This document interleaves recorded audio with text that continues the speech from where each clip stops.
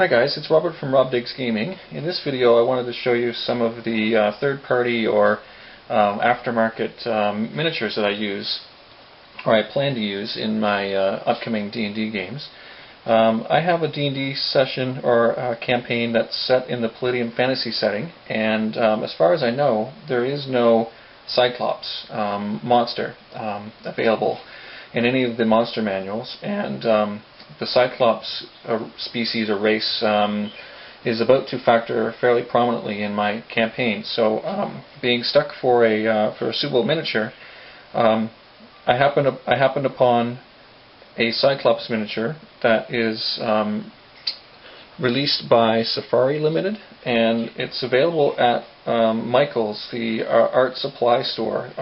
They sell the Safari Limited line of toys and miniatures, and in addition to miniatures of animals, they also have a line of mythological creatures that you can buy, and they happen to have as part of it a cyclops miniature, and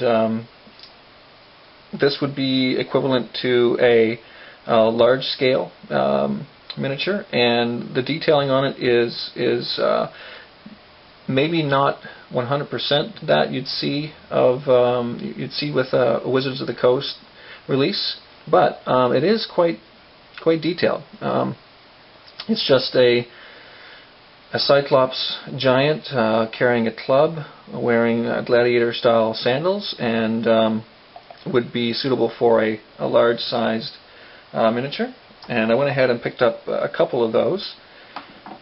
The price point for these is around $10, but as you may or may not know, if you purchase something from Michael's, on your receipt you get a discount good for 40 or 50% off, depending on the size of your purchase, that you can use in a week after you've made your first purchase. So you can go back, if you don't mind waiting, you can go back in a week's time and pick up a second or an additional miniature at 40 or 50% off, and then when you purchase that miniature, you can use the coupon again in a week's time, and keep making your purchases essentially at half price. So, taking a look at the lineup that they had, and thinking ahead to my campaign, I went ahead and picked up a few more, and among them is their Ice Dragon, which again, this would be about a huge-sized miniature, and the details is not bad. It's got sort of like translucent wings, and the face is fairly well detailed.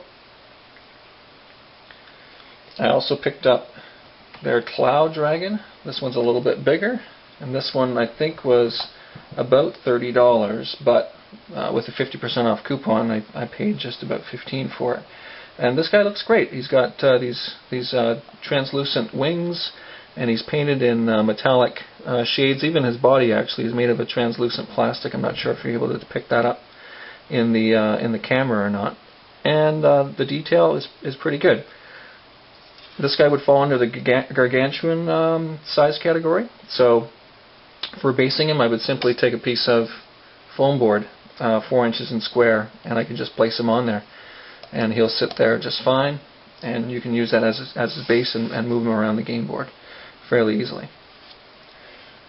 I also picked up their Mountain Dragon. This guy would also qualify as a gargantuan miniature. This guy is about the same price, again with a 40% off coupon. The price was fairly reasonable, and he looks pretty good. I mean, the detail is not, like I said, not quite as fine as role-playing specific miniatures, but for the price and for the uniqueness and for my needs anyway, these look great. In addition to those, I also have a Scott McFarlane Dragon series miniature. And that's from a series of miniatures that he's released that are various dragons, and I've had this one for a while now. It's been used variously as a wyvern, and also would fit on the gargantuan size category. And when I bought this thing, it fairly soon after I bought it, one of the wings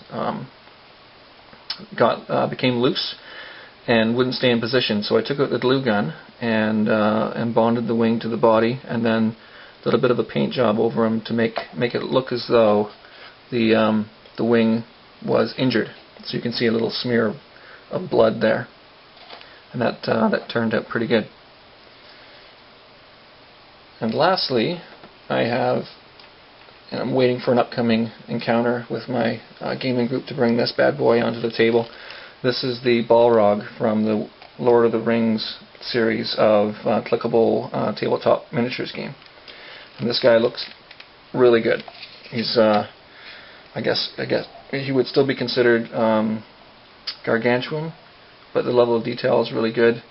And there is a Balrog in the Palladium Fantasy setting, so he will make a second appearance. In fact, he appeared early on in my campaign, and the characters, I think, are going to look forward to seeing this guy again and to seek some revenge against killing a queen that